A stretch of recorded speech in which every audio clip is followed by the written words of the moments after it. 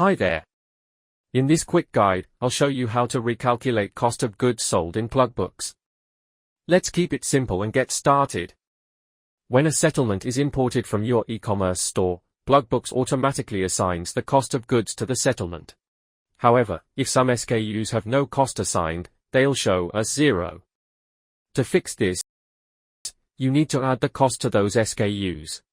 Once updated, you'll need to recalculate the cost to apply the new values. This process updates only the SKUs that had 0 value and leaves the SKUs with assigned costs unchanged. To update COGS for one settlement, log into PlugBooks and go to Settlements. Click the 3 dots next to the settlement. Select Recalculate COGS. Done. The cost for that settlement is now updated. To update COGS for multiple settlements, on the Settlement page, click Assign Cost. Enter the date range for the settlements you want to update. Click Submit, then Assign Cost. Easy, right? And that's it. Recalculating COGS in PlugBooks is super quick and keeps your financials accurate. If this helped, hit like, subscribe, and let me know what you want to learn next. Thanks for watching.